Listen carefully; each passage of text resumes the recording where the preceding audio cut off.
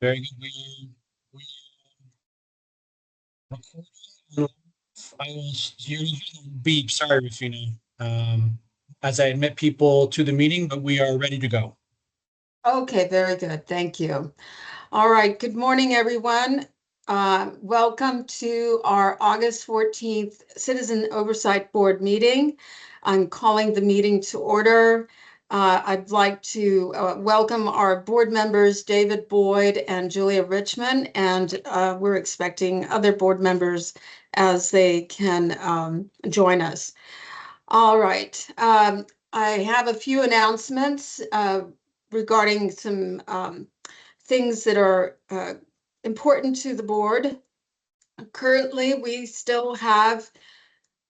continue to have two vacancies that are more mayoral appointments, and we have one other vacancy that is a joint council and mayoral appointment. The word that I have is that the council has been accepting applications and are underway in their interview process. So we hope to hear from them soon. I don't have any information regarding the mayoral appointments. Will, do you have any information? You do not. Okay, so we're still awaiting word from the mayor's office regarding those appointments. Okay. We welcome all of the guests that are currently joining us, and we will ask you to please identify yourselves in the name line so that we know who is joining us. Thank you. I would like to defer the motion for the approval of the July 24th meeting minutes for just a minute while we await perhaps some other board members to join us. We do provide time in our regular meetings for the community to ask questions or make comments.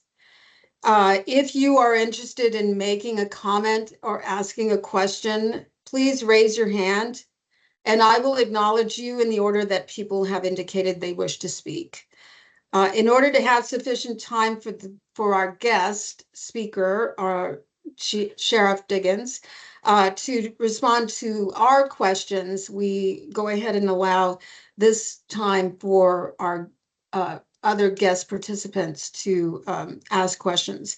You will have 3 minutes to share your comments or ask a question, and we do ask that all participants maintain a respectful tone. So if anyone would like to ask questions, please raise your hand.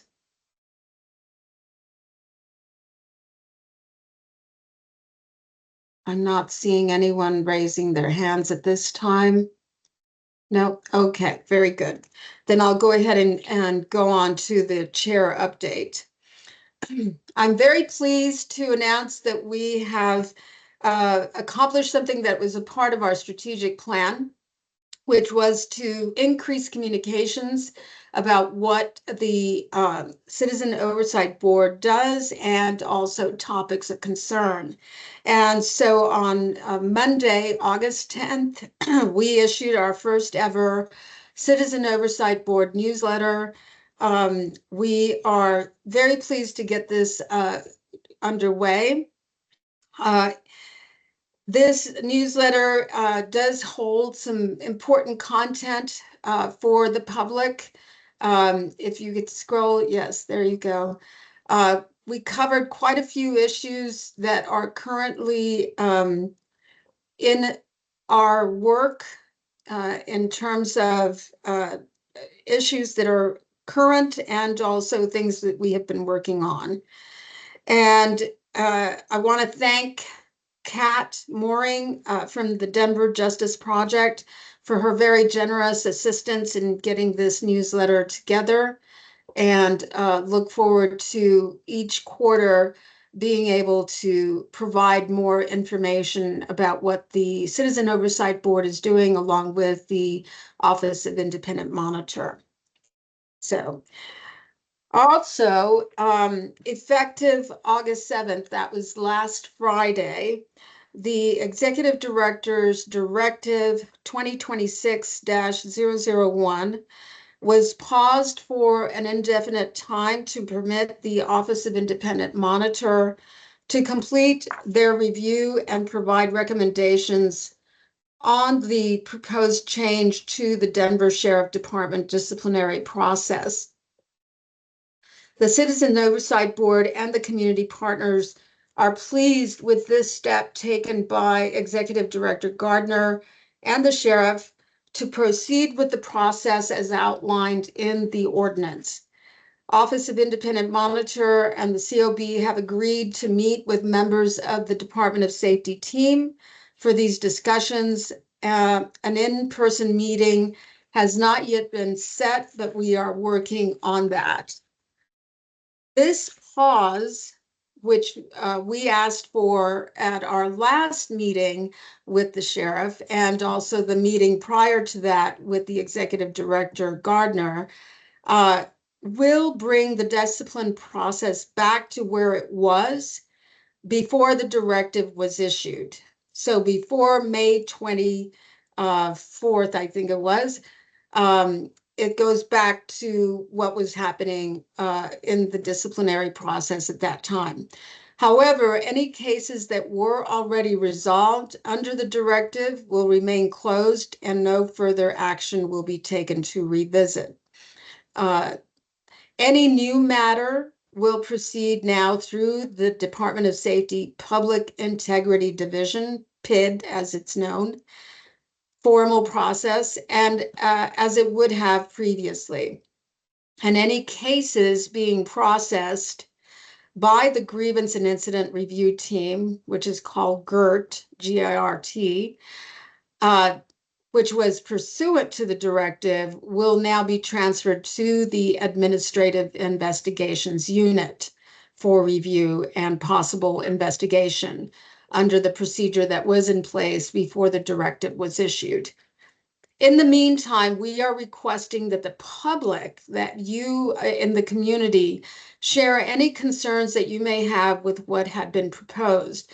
Even though this directive is not in effect currently, we still may see some or possibly all of what was originally proposed because the ordinance regarding the OIM's role only requires that policy changes need to have OIM input and recommendations be considered. Therefore, we want to hear from you and perhaps see any kinds of comments from the community, any concerns in the event that these are still being proposed for our future meetings, so that we get the input from the community prior to discussions happening. I also want to, so please note that public participants that we want to hear from you. On another topic, I want to inform the board that we appear to be having a problem with obtaining the monthly disciplinary orders. If you recall, we were getting these on a monthly recurring basis, and it didn't seem to be a problem for years prior. I mean, I know from the 2 years I'd been on, we were getting them. But things appear to be in a different state now. I had asked Will, our board administrator, to follow up when he first came on in May, since we had not seen any informations on orders since February. And we asked Andrea Weber, who had been the person issuing these to us in up to February. In July, the response was, we are in the process of reviewing how our release of monthly discipline orders is disseminated with council. And she continued, we should have it resolved once she returns from vacation. I believe who Andrea is referring to is Wendy Shea. By this time, I then followed up on July 29th to Ms. Weber, asking for clarification as to why we are still not receiving the disciplinary orders, since their attorney should have returned by now and resolution should have been reached. Unfortunately, I haven't yet heard back from Ms. Weber, and I wanted to inform you about the issue. We will continue to press for this important information to be shared with the COB. Probably start, I will send another letter next week and make some calls. And Julia, had we ever had this problem in the past? We've never had this problem in the past. There was a process probably 3 years ago where we sort of formalized the release of those to the board because it was more ad hoc a few years ago. The other thing that I think is worth mentioning is that if you recall from our annual report, we had noticed that the application of discipline had significantly declined at the end of the year, and we had not seen new discipline orders released. And it wasn't about the communication of those orders, it was about the actual disciplinary orders being completed. So this is sort of on the tails of something that we were concerned about in addition. Right. Right. So we will continue to press on that. It's interesting that at this time we're having this this concern since we have been receiving them. We're also under confidential requirements, and so that hasn't been a problem in the past. So we will continue to press on that. Okay. I just noted, William, that Larry tried to get on. Some difficulty with. I think it was his internet access, not the Okay. platform. All right. And so probably will not be able to attend. Okay. All right. So we'll see if Alfredo is able to join us later then. All right. So then any questions from the board on what we've shared? Okay, thank you. Calendar review. Our next meeting will be on August 28th, and Chief Ron Thomas will be our guest. We are also planning at least one additional community forum. We've held 2 so far. Actually, we've held 3, one starting in April, the other in late May, and then July. And so this one will be in Montbello on September 29th at 5:30 p.m. The location is still being determined, but we will share that as soon as we have that information. And so those of you who are guests, please stay tuned. We would love to have guests from the Montbello, the Northeast area of Denver attend. And so if you can help us spread the word, that would be great. The COB and OIM will be presenting about recent policy changes or proposed changes on Denver Police Department or Denver Sheriff Department discipline practices. All right. So I will continue to defer the approval of the minutes. Hopefully we will have quorum soon. All right, so now to have our guest, we welcome Sheriff Elias Diggins. Welcome, Sheriff Diggins. How are you? Sheriff, I'm going to promote you. Stand by, Rufina. I'm going to promote the sheriff now. Just a moment, please.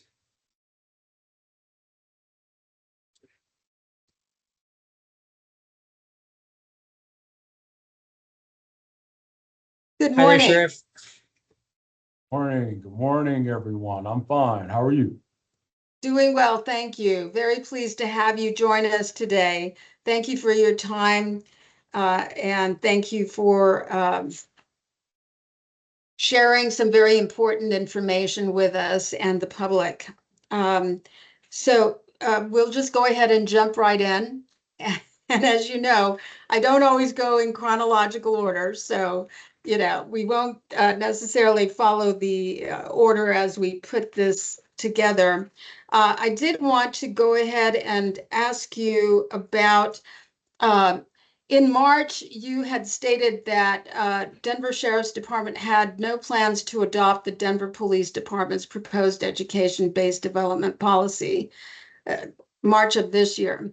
But within a few months, the Department of Safety issued Directive 2026-001.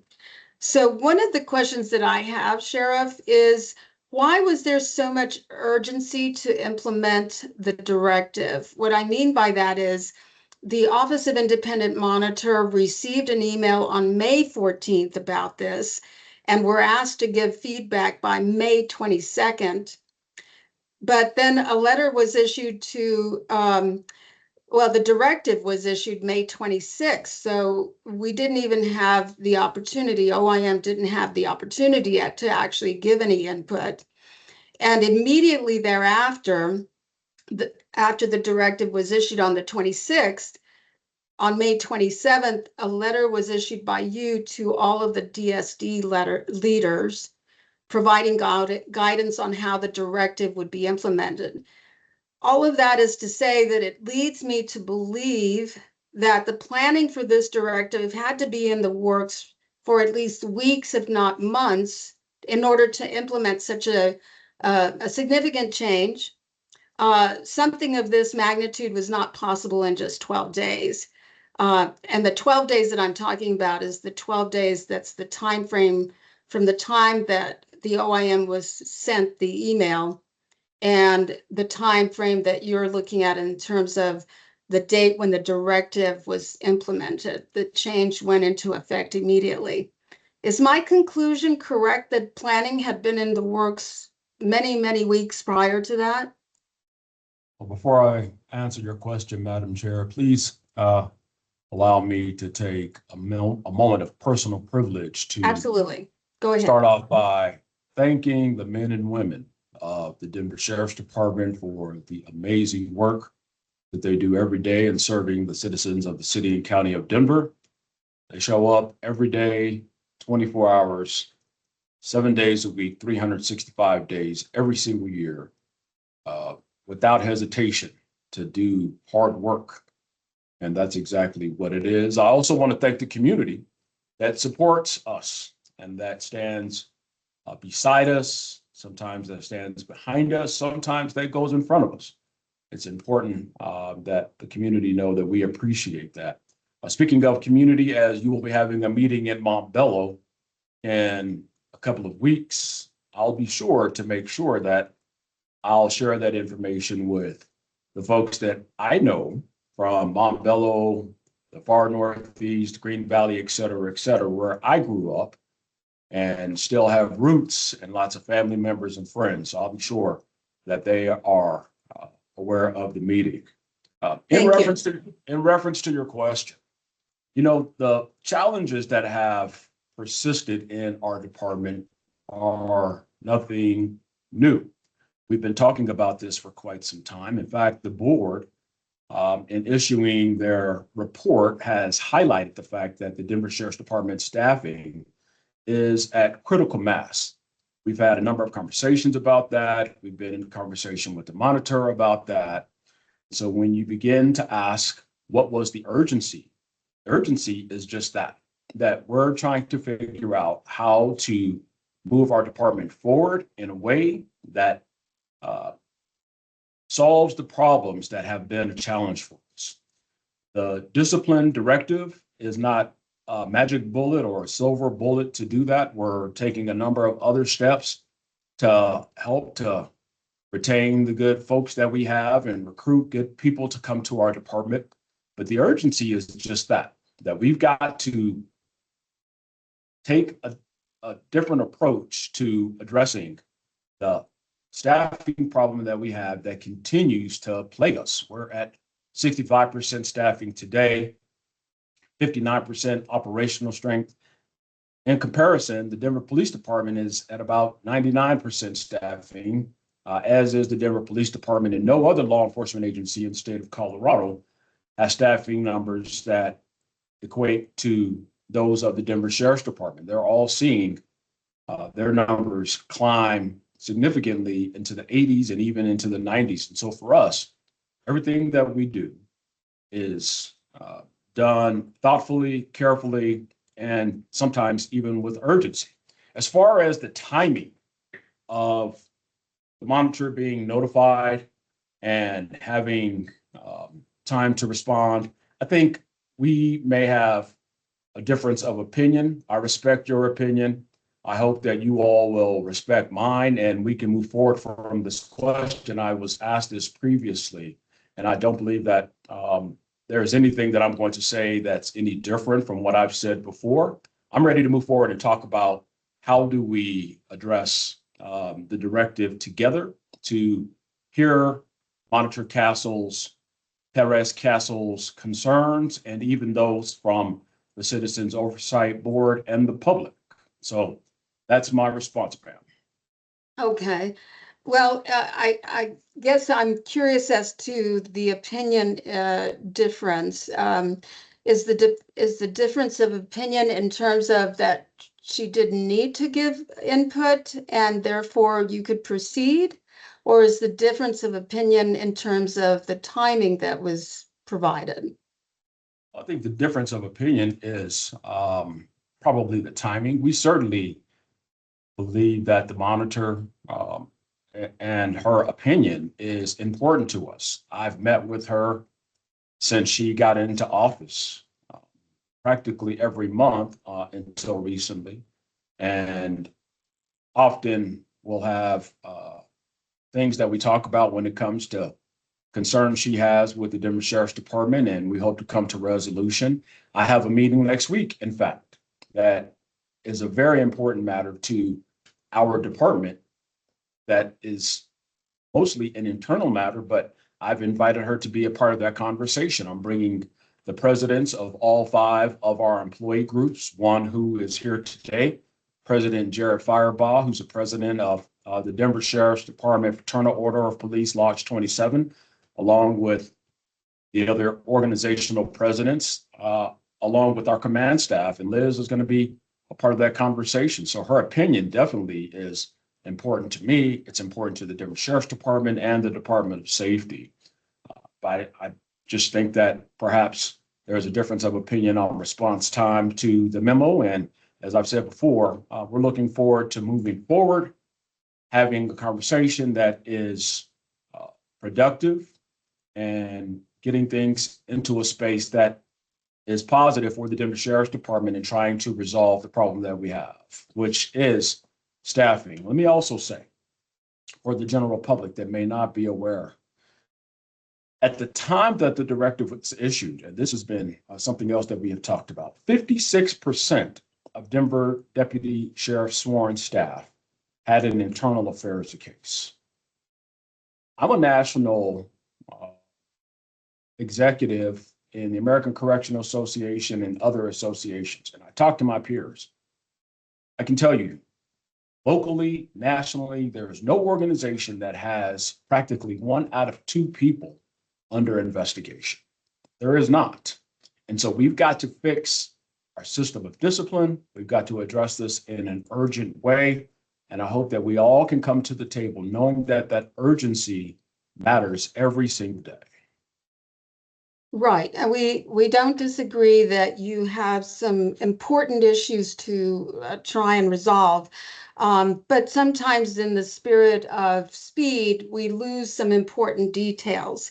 And by that, I mean that although there was this urgency on your side to get this implemented as quickly as possible, the planning didn't seem to include what the effect would be on the side of the Office of Independent Monitor in getting those areas that still encompassed oversight to work for them. That what I mean by that is there was a system that was put into effect that her team couldn't access, and that there was no training provided, and so the other side wasn't really considered very well. So as we proceed in our joint meetings, we hope to bring that particular piece also. You gave direction and guidance to your side.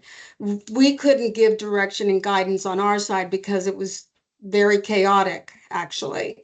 So we would appreciate that the Office of Independent Monitor be given that same kind of consideration, and also to bring them in as you're doing. And so we're very pleased about this meeting that you're holding.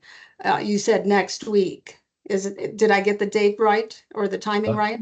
Next Yes, week. ma'am. Yes, So ma'am. That's it. please provide clarity to the other side of the partnership as to what's going to be required of them on any technical aspects for any future policy changes. As you probably have experienced in the past, other people have, I mean, I'm assuming that when state laws have been issued, you've had to work out some technical issues to try and be in compliance. And that's similar to what was happening on the other side when this got implemented so quickly.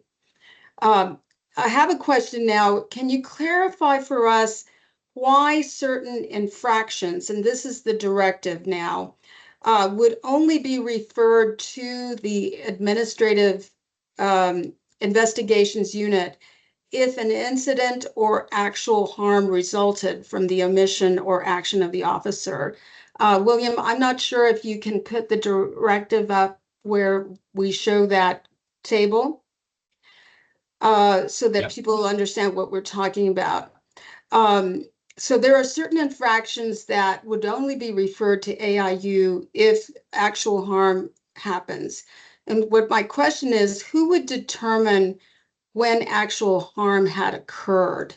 Is it the victim or is it the supervisor? Who would have that decision made?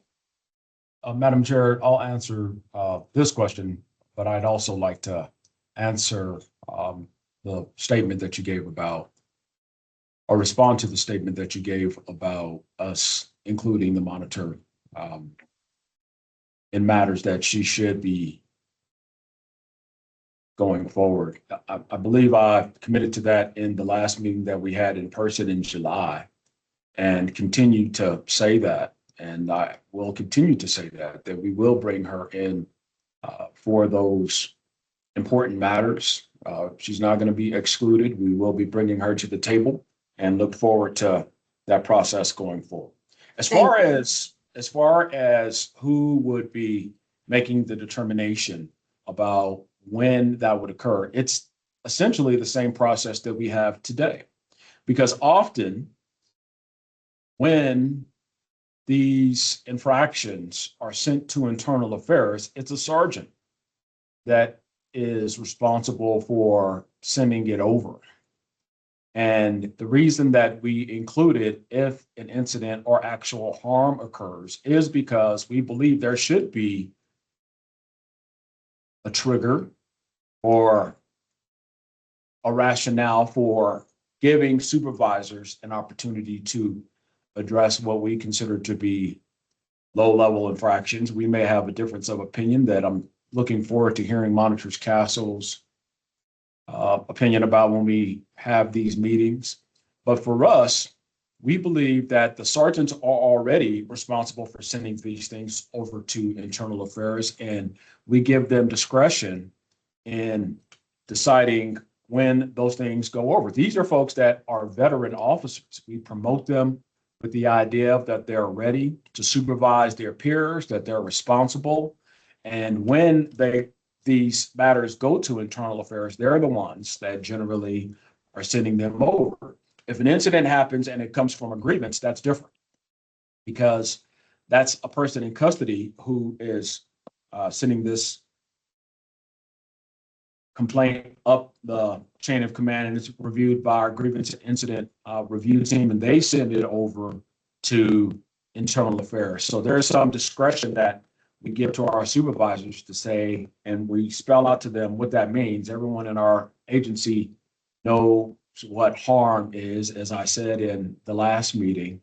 And so it's the supervisors who will do that. But here's the other part of this, Madam Chair, and I'd like to pause because I think this is a great place to spend our time in a more productive manner. Everything that has been stated in the directive is now going to be under review. And the conversation that you and I are having now I believe should be placed on pause, or the questions regarding the directive should be placed on pause, because the directive has been paused. Right now, our staff is not acting on matters in the directive. Nobody in the Denver Sheriff's Department is acting on the matters that are in the directive. And so I welcome those conversations when we all meet and sit down and begin to talk about the differences of opinion about how the directive will be reissued. But I don't believe that my talking about that today is the right space, because we're going to take it back to the table and have those discussions in the coming weeks.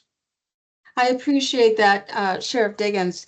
Part of our work for the Citizens Oversight Board and one of the goals for our meetings is to share information to the community and having the community share information to us.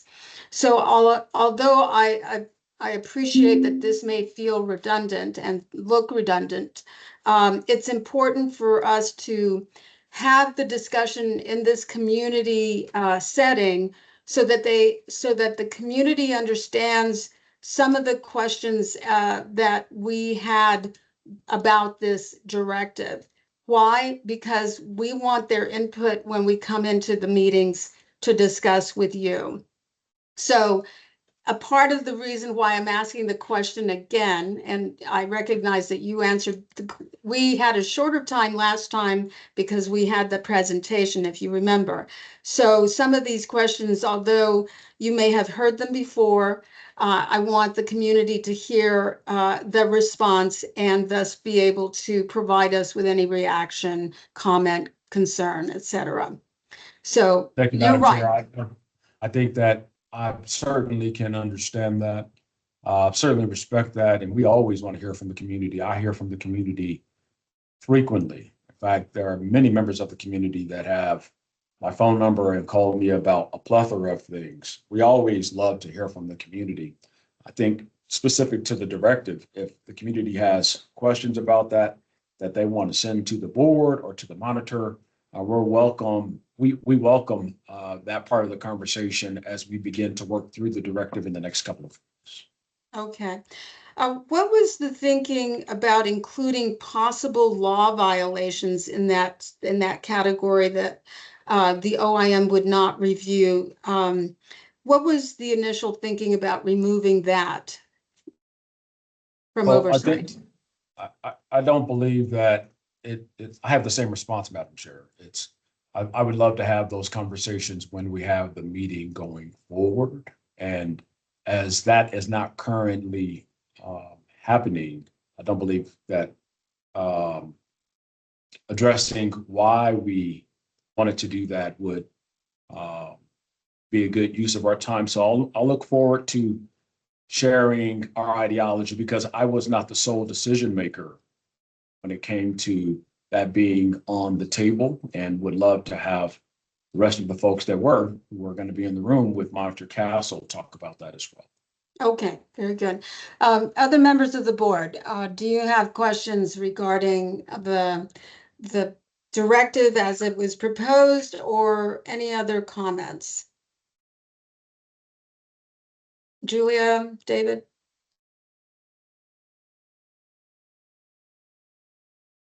I think you're muted, Julia. Thanks. Yeah, I'm just seeing a note from Alfredo saying that he doesn't have the right link. Will. Okay, it looks like you sent it. No, I think I agree with you, Sheriff, that it's important to move forward from here. I think if we are anchoring on the existing policy, it is useful for the community to understand sort of how we got to that set of things, and if there's data or evidence to suggest we have a lot of low-level law violations on behalf of our deputies, or we have a lot of circumstances where deputies are using insignia for personal business, et cetera. Like, I think anchoring a policy change in data or facts is always sort of a best practice. So as you move forward in that conversation, I just encourage you to come prepared with that data that suggests, here are the kind of critical areas that are a drain on the system. As I understood it, and perhaps I'm incorrect in that a majority of the violations that deputies have right now relate to body worn cameras, or perhaps that's declined.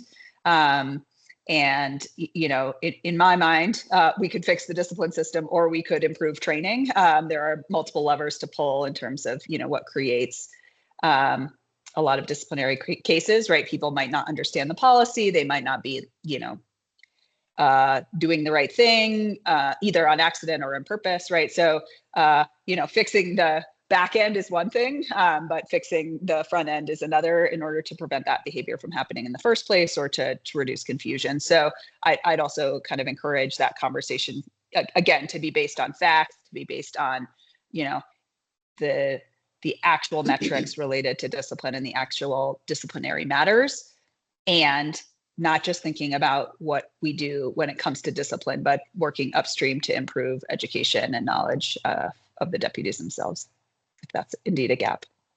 Yeah, thank you, Julia. I appreciate that. And we certainly appreciate that fact. We do depend on data when it comes to making decisions, as well as topics that are brought to us by those who are directly impacted. Generally, that is the deputy sheriffs that have been placed under investigation.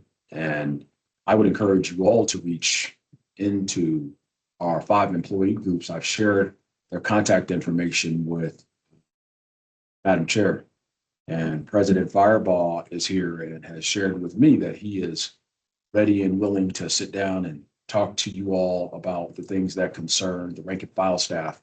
So we take both into account, right? We use data to make decisions, but we also have the perspective of our employees that we want to include. And we also take into account how things are impacting the people that are in custody and the public as well. So it's a holistic approach to how we're making these decisions. Julie, I see you still have another question. Yeah, just to say, I had dinner a few weeks ago with a deputy who's been long serving in your department, and we talked, you know, pretty extensively about these changes. What I'll note is that we have also agreed for a long time that the disciplinary process is very long. We have long had conversations with the labor groups about how folks are not always clear what the process is, where they are in the process, right? Like that, I think is basic information shared on both sides. I will say this individual, you know, was glad that some changes were being made, and also I think did not have a full accounting for the list of things that were in the policy change. And when I, you know, sort of mentioned some of the ones that are most concerning to us, low-level crimes, you know, using departmental insignia, which I will say, you know, I'm working in LA right now, and I was just reviewing some policies of theirs. The use of insignia constitutes illegal lobbying and illegal practices in LA. So, you know, if we're thinking about best practices, right, in another city like that, that's more than a problem. So just a note there. But the deputy, when I had mentioned these sort of, you know, you can commit low-level crimes or you can use departmental insignia, you know, was sort of shocked, and that person had, you know, signed the policy, and I think maybe had not sort of internalized all of that. So anyway, just to say, like, we are having those conversations, and I think there's a lot to the story there. Thank you, Julia. First, let me just say, well, I appreciate you meeting with one member of our organization. I think the FOP represents all deputies from a collective bargaining standpoint, along with the Teamsters, the Latin American Law Enforcement Association, the Black Sheriffs Protective Association, and the Denver Sheriffs Latino Organization. And so collectively, they represent probably every single person. And so I think while it's good that you have someone in our department who you went to dinner with and had this individual conversation with, I think if you want to get a greater perspective about the greater opinion it's better to go to those organizations. That's what I do. Of course, I value the opinion of every single member of our organization, right? The other thing that I would say Certainly, and is, certainly those labor well, groups let me- are intended to represent, right, the broad interests of, so I'm not suggesting this one person's opinion. I am just saying, we're having conversations. yeah, appreciate that, but I still think that you should meet with those groups as well. And if a member of our organization signed a policy and they didn't understand it, I, as the sheriff, would tell them, you should read a policy in its entirety before you sign off on it, because that's what you are beholden to. And so I would encourage that person who you had dinner with to do that as well. Last thing I'll say to what you just stated, as I've just shared, and I'm a person who knows about things from border to border and coast to coast when it comes to sheriff's departments, best practice, expected practice. No one looks at LA when that conversation happens. To the contrary, they're under consent decree. The former monitor is actually the head of the DOJ federal consent decree team that's overseeing LA County. So if something's happening in LA, it's not a practice that we're going to look at to replicate.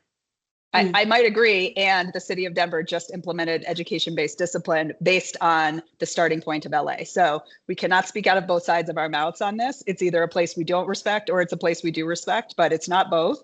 And so let's call a fact on this. That for months we said LA is not a best practice, right? And so if LA is not a best practice and they say using insignia is illegal lobbying, right? then maybe that's a baseline, right? And we want to be well above that bar. And so, I think LA is not our best metric. I agree. And that's why I'm saying they have a standard which is different than the standard that you were trying to apply in this latest policy. Appreciate that. And while I can't speak for Chief Thomas in implementing education-based development, I do know that he has also stated that LA is not the only place that is using that process. It may have begun there, but I believe he stated that there are other places where that's in effect. So, but let's move forward. Madam Chair, I'll turn it back to you to see which question we're going to move to next. All right, very good. Actually, one of the reasons that was given that we've heard for the implementation of these changes in your discipline process was that you were experiencing a significant number of departures from the department due to the disciplinary process being onerous or burdensome. Those are my words. Am I stating that correctly? That is correct. And you have President Fireball here, if you'd like to get the perspective of the FOP, and you're welcome to speak to other members of our organization through those 5 organizations. So it's not just my opinion. Those are things that have been stated for quite some time. Well, I wanted to refer us back. You provided us some information regarding the departures from the force from 2025 through 2026. And they were very helpful. Thank you so much for providing that information. We're going to put one of the slides that you sent over.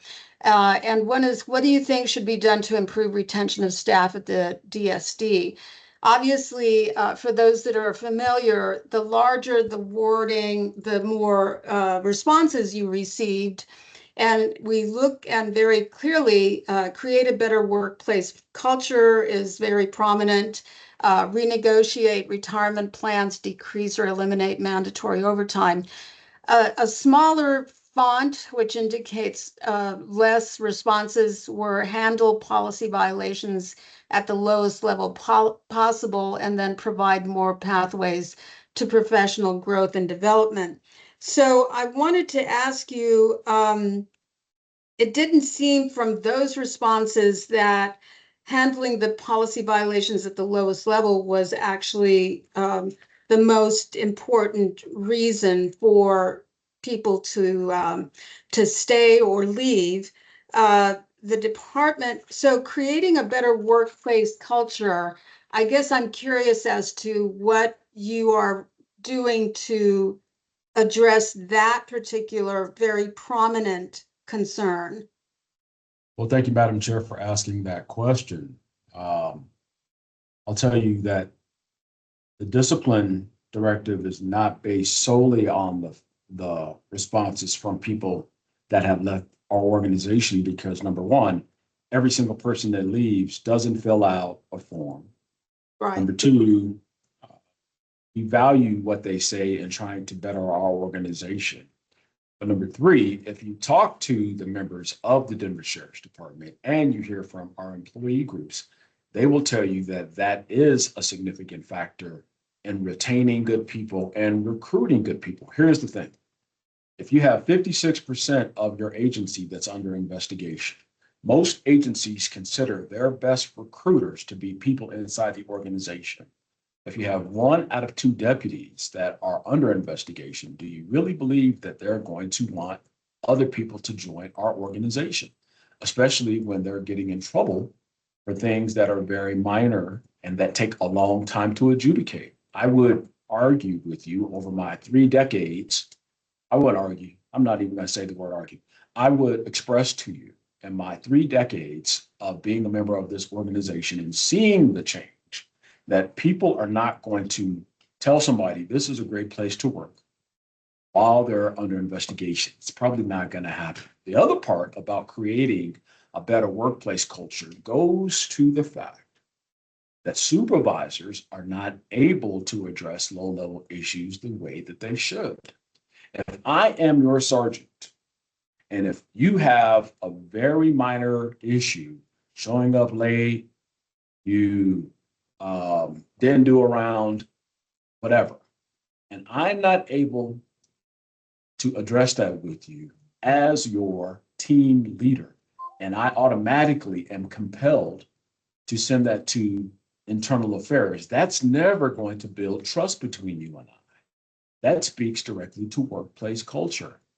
We have what I have affectionately dubbed as an eggshell culture in the Denver Sheriff's Department, meaning everyone is afraid to catch a case. And I've said that a number of times. The reason is, if you put everything into the pipeline and every single infraction or every minor thing that someone does has to become an internal investigation, you're never going to be able to develop trust between supervisors and employees. So when it talks about creating a better workplace culture, this is something that I have observed.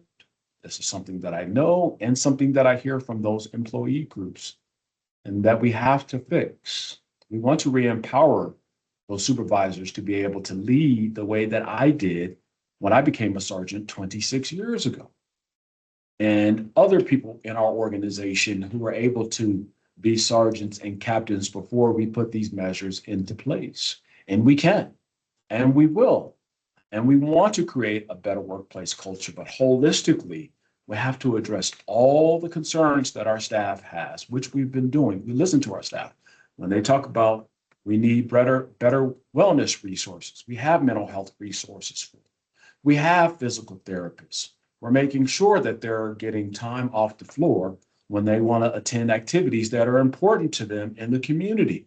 Yesterday, I was with deputy sheriffs that gave away backpacks, or they were present at Servicios de la Raza, which is one of the best community organizations in the state of Colorado, gave away backpacks. They gave kids haircuts. They had a food pantry. They had a clothing bank, and our deputy sheriffs were out there working side by side to facilitate that. And so they want to be present in the community to give back. And so creating a better workplace culture is about listening to our employees, understanding the things that are important to them. And one of the things that they said, that they have said and continue to say, is it doesn't feel good that a supervisor has to open an investigation for a very minor infraction, and that it takes 12 months, sometimes 18 months to come to resolution. That's what that means. Okay. Thank you. To move us on, and it also appears that in that same document, it was only for 2025 to 2026 data. I was wondering if you could provide us, and you don't obviously have to do that right at this moment, but I wanted to see comparable data for the prior 2 years. So I'll be asking that from you after this meeting, so that we can do that comparison. In the second document or slide that you provided, and Will, can you show us that?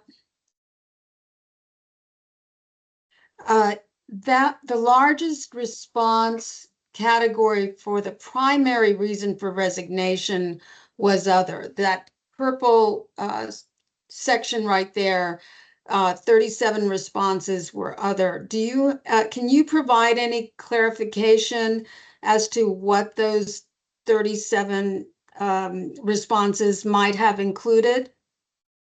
Yes, Madam Chair, as I received that question yesterday, midday, I can't provide it to the board today with such a short turnaround, but I'll be happy to send it once my staff has an opportunity to get that over to us.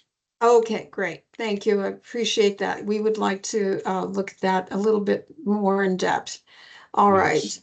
Okay. Any questions from the board? And Will, what is the status on Alfredo? Is he on? I don't see him. Okay, thank you. All right.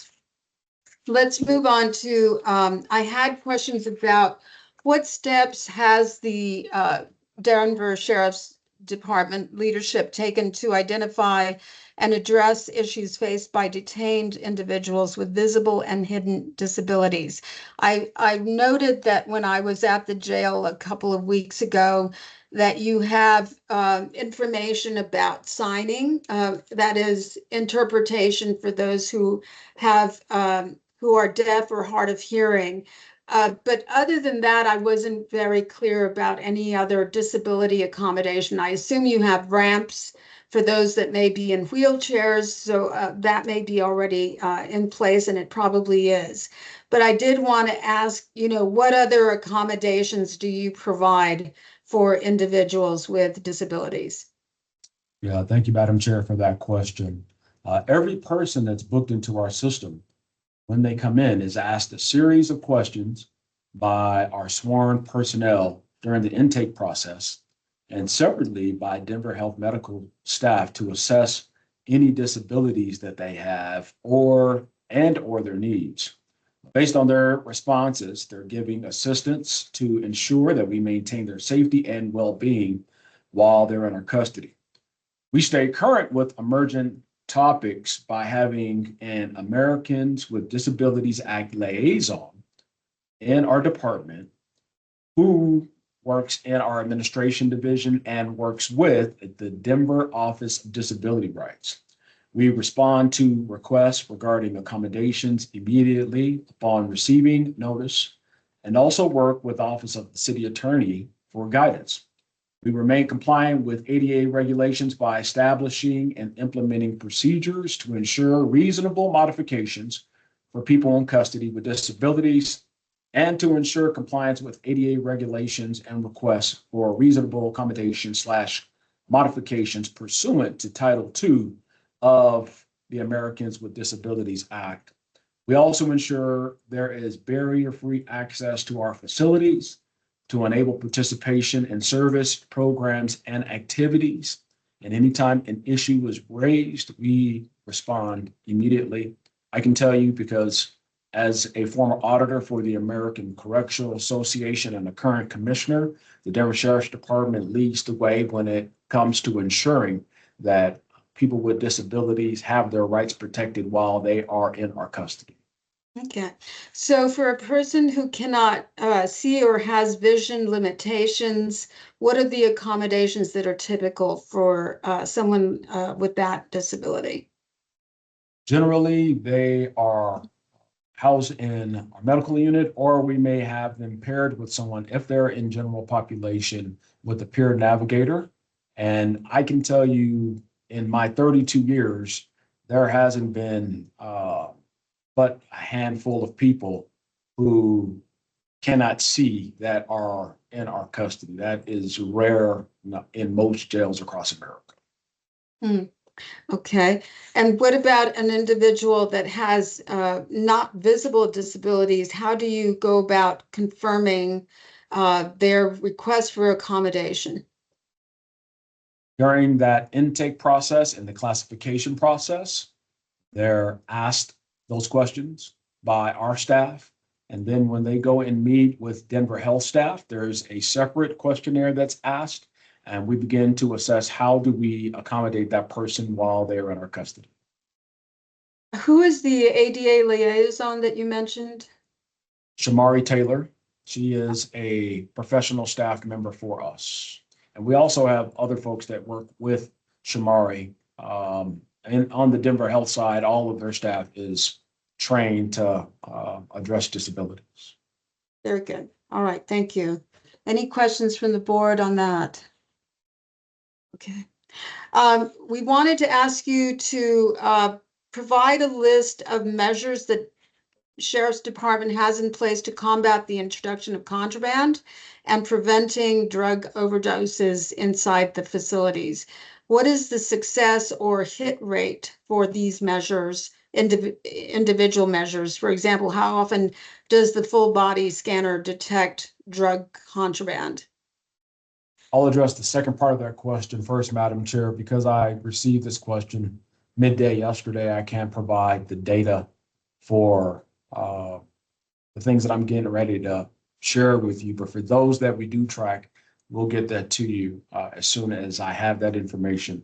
But we have implemented many measures which are considered the best expected practices in our field to combat the number one problem in jails and prisons across America, literally, which is the introduction of contraband, particularly narcotics.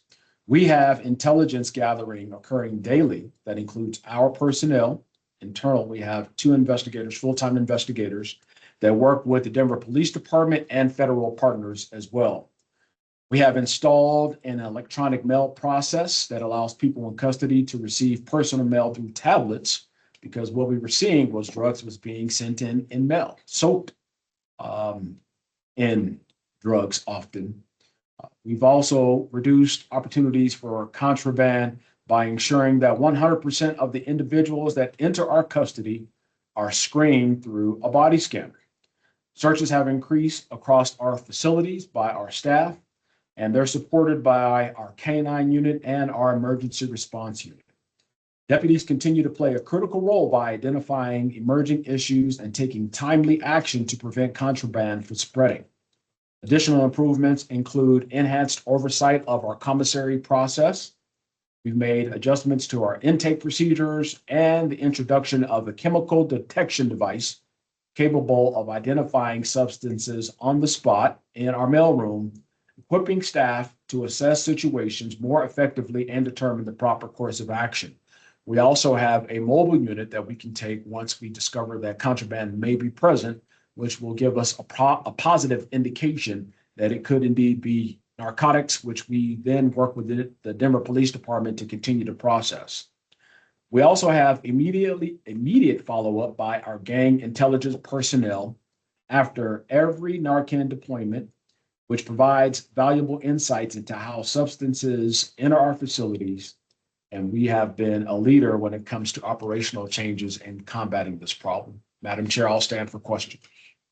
Yes, I have a question regarding that. Is very, very thorough in terms of outside of contraband coming in. But do we have any situations where we have perhaps deputies or other staff that are bringing in contraband into the jail that it is finding its way inside? Madam Chair, we have from time to time had people who unfortunately have decided to take a chance and do that. We ensure that those cases are moved over to the Denver Police Department for review by the district attorney for possible prosecution. We've also begun to also work directly with the Federal Bureau of Investigation.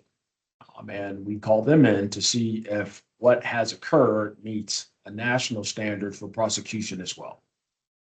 And so I'll follow up offline then to ask what are the steps that you're taking to prevent that particular piece of it from occurring as well.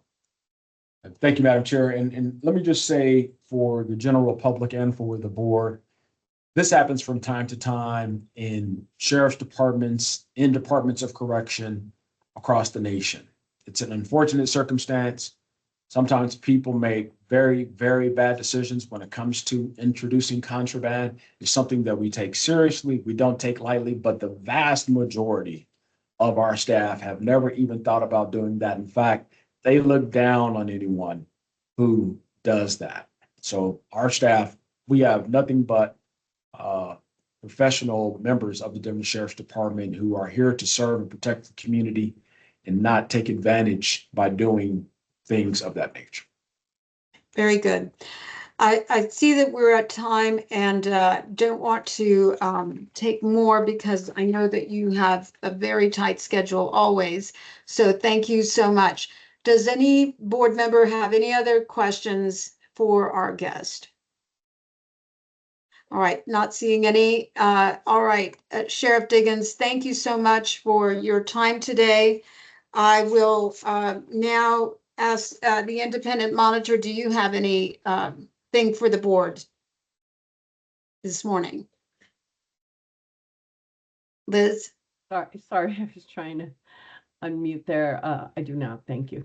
Okay, very good. Well, All right. I'm sorry, did you ask for executive session? Yes, I'm just I going into apologize. executive session. All right, so Just briefly. I will thank all of our guests and participants for joining us this morning. We will be moving into executive session to move for the purposes of discussing confidential information about internal investigations and other materials subject to the deliberative process privilege. And by acclamation, I will move into executive session. Thank you all. We are adjourning the public meeting now. Thank you. Board members and Liz, please stay on the call. Stand by, please. We're going to stop recording.